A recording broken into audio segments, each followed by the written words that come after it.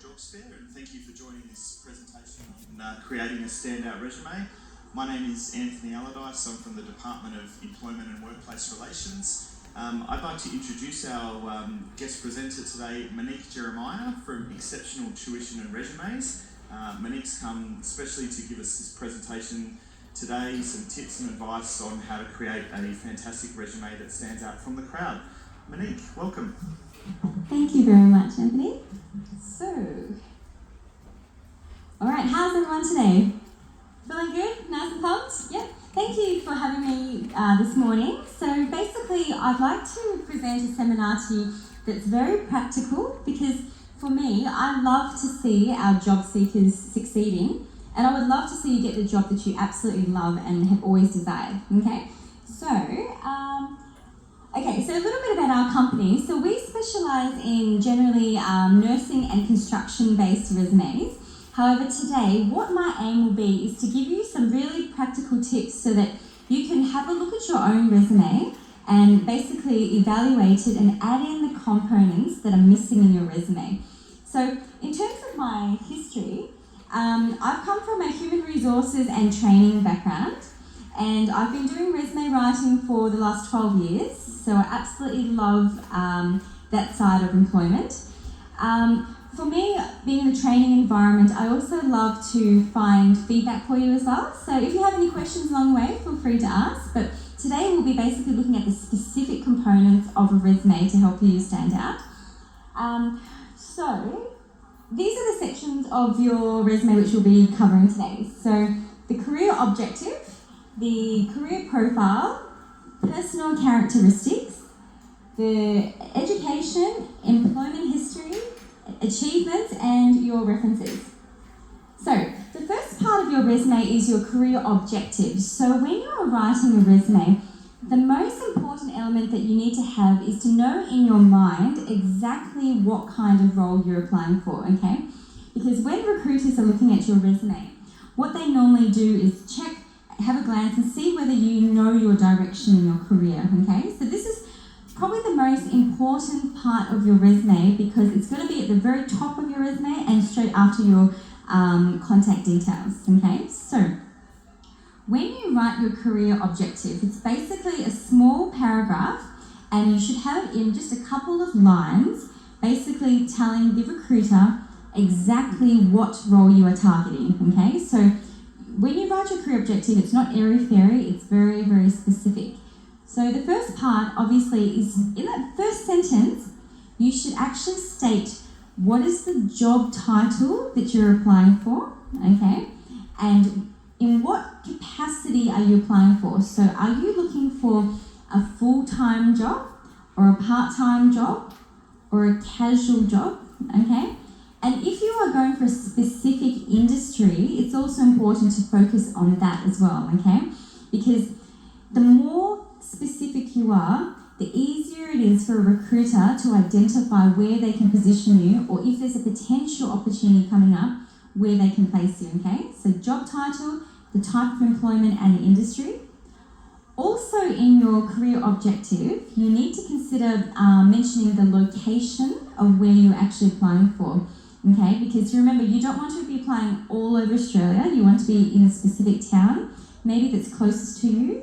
Or if you're going FIFO for a construction role, mention that as well, okay?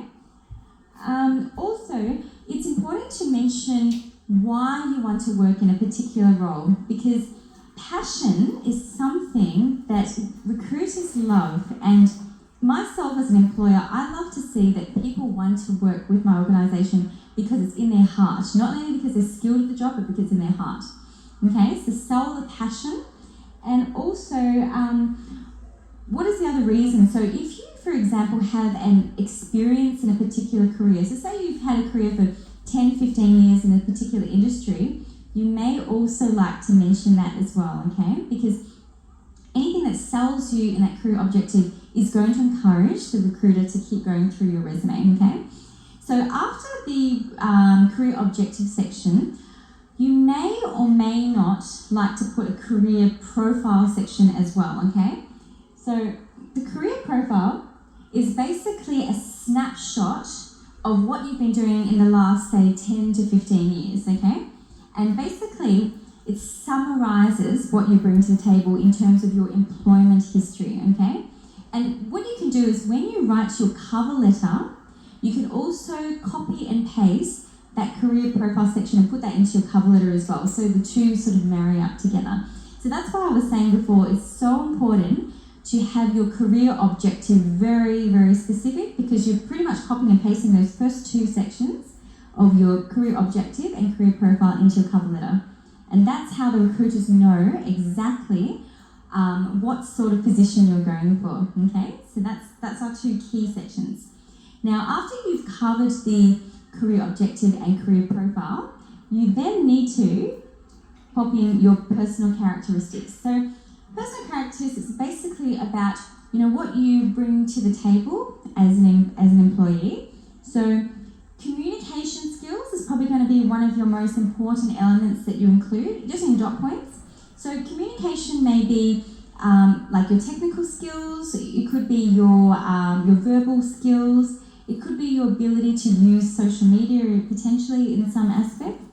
It could also be how you relate to people as well, because some people are really gifted at dealing with people in person, others are better going behind scenes. So you might be good on the telephone, or you might be good in writing. So being able to identify specifically what is your key communication skills, okay? You might also be someone that's a good leader as well. So you might be able to communicate that with your ability to bring people together. Also, time management and organisation are important skills to mention, and your values. So, the aspect of loyalty is a really good word, I believe, to put into your resume, because good employers love loyal employees. Would you guys agree? Yep. And money can't buy that. It's something that's innate in people. So if you mention you're loyal, this is a good aspect, okay? And also your passions too. So showing why do you want to work in that company? Why do you want to work for that particular industry and that particular job? So you become the ideal employee for the recruiter, okay? Now, after that, you also should have a section called key skills in your resume. So what we normally do at Exceptional Tuition and Resumes is we break them down into 4 categories, okay? So the category of technical skills is basically the job skills that you do on the job. So let's take, for example, if you are a teacher. So a typical technical skill would be that you develop curriculum for high school students, okay? Another technical skill would be that you run lesson plans in the morning, or you develop lesson plans prior to educating students. So the specific on-the-job skills is what your technical skills are. It's very practical. Your people skills. So in your people skills section, there's 2 ways you can approach it. So you could be talking more about your leadership competencies or your ability to work within a team, or you could put both in. It just depends on, I guess, what is the role level that you're going for. So again, in your career objectives section, you may like to mention that you have senior experience or whether you're going for an entry-level role, okay? So at any time, you may go for a different career, but obviously think about what level you want to go in as, okay? Because you don't want to put yourself in the deep end, but you also don't want to put yourself into a role that you have too much experience. So you've got to be really specific in what area you think you suit best, okay? Administration skills, so this is obviously some of your like data entry skills, for example, your clerical skills, things like that, and your IT skills. So some of you may really be good in social media currently, so mentioning the platforms that you are good in is a good skill, because a lot of jobs these days do have a component of this, okay? So being able to know what you can do in today's age is important, okay? So in your resume, put a skill section, maybe go between 5 to 10 points, I'd say, per skill would be relevant, because then as a recruiter, they'll look at your resume and they'll say, yep, these points are valid, this is the keywords that I'm looking for when I'm recruiting for a particular job role, okay? Now, after the key skills section, you should do these things as well. So before you even write your resume, you should actually put all your certificates together, okay? Have them ready to go, so that when you write your education section, you can quickly refer to these. Also, call your references as well before you put them on a resume so that they know that they could be called in the future, okay? So tip off your references and make sure that your licenses are up to date, especially if you're going into a role that has a level of compliance. So quite commonly, like construction roles have licenses, yep, or if you're working with children, you're working with blue cards or working with children cards, those things. Make sure everything is up to date and put that on your resume, those dates as well. So the next part for education. So when you write your resume, I would recommend breaking your education into different levels, okay? So tertiary qualification would be, for example, your bachelor's degree, if you have one. Or it could be your vet level education, which is like, for example, TAFEs and RTOs. So if you've done like a diploma or a certificate. You may also have in-house training as well. So, you know, in your past employment, you may have done a one-day workshop, for example, in a particular field. Put those courses in as well. Anything that you've done online as well could be very useful because there's a lot of free education which you can actually access in particular websites, okay? And these are all good for your resume because it shows that you're engaging in personal development, okay? So always, as a job seeker, aim to upskill however you can, okay? Because knowledge is power. Okay, so employment history, I would put after the education, okay? And this is how you would put it is do it from the most recent employment that you've had to the latest one, okay? And I would focus on probably the last 10 to 15 years as a maximum from when you put your employment in. So some of you may have actually been in a job for quite a long time, maybe 10, 15, 20 years perhaps, yep. So in this situation, this is great because you're considered a loyal employee. You know, you've stuck it out over the years.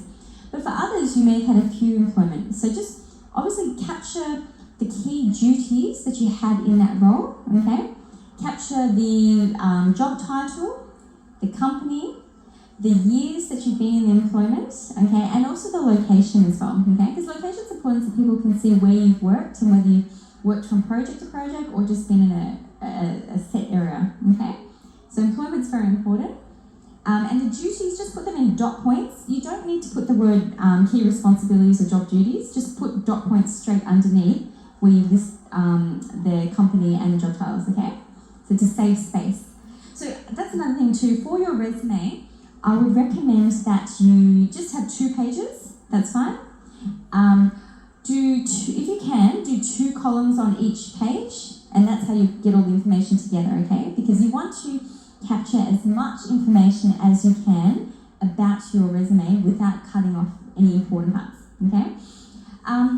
For people that have been employed, say, longer than 10 to 15 years, for those older roles, if it's really relevant to your resume, you may like to just list the company that you work for as the final points, but focus your attention on the last 10 to 15 years, okay? Because they are your most relevant roles in your career, all right? Okay, yep.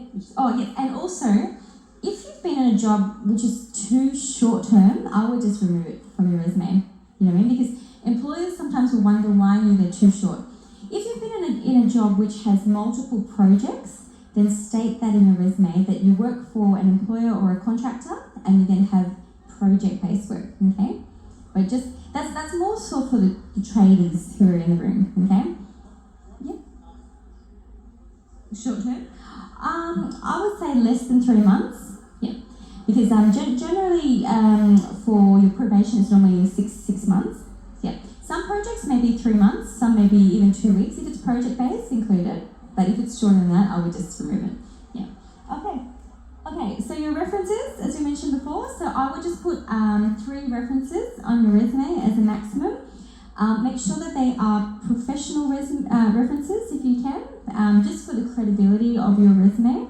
And again, as I said, make sure you call your references before you put them on a resume. Obviously get their name, their position, the company, and their phone number will be sufficient. If you can get their email address, that's fine, but a phone number will be fine. If you can get their landline number, that will be ideal because that will show that the reference is in, I guess, guess, in a business environment as well. Just this tiny finer details that can make a difference. On the other point too is, I wouldn't put the word references upon request. Now, the reason why I don't recommend that is because you don't want the recruiter to work harder than they have to already, going through all the applications, okay? So you basically just want to give them the references and let them choose who they want to call right as soon as they receive the application. Yes? If someone's overseas? Yeah.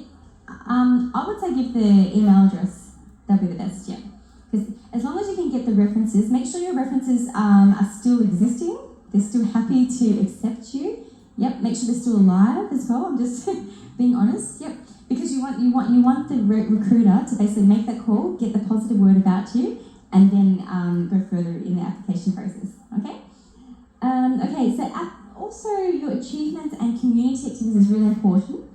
So some of you may actually do volunteering, I imagine, as a pastime. Some of you may do sponsorship. Maybe you work in your local like surf club, for example, things like that. I think it's very relevant to include these elements because employers love people who give their time to the community. And for me, that's something that I really appreciate, not only personally, but also in my company too. I look for these elements. I look for people that have done work experience as well, things like that, internships, anything that's beyond just the typical employment that you've had. Because that shows recruiters that you go above and beyond your typical job duty, okay? So include things like that is relevant. If you have won any awards, for example, in your industry or even in your community, add those in because that shows that you bring something more to the table than just being an employee, okay? And you can achieve awards at any time of your life. So I would definitely include those. And, oh yes, so this is our contact details. So does anybody have any questions at all? No? All right, no worries. So I will be here later this afternoon as well on the tips and tricks for resume writing and interview skills. So I can definitely help you there. So our company is Exceptional Tuition and Resumes. And yes, I thank you so much for your time today. And yes, feel free also to come to the booth as well. So I can also look over your resumes too and give you some really detailed feedback as well, okay? So thank you everyone, and I wish you all the best today.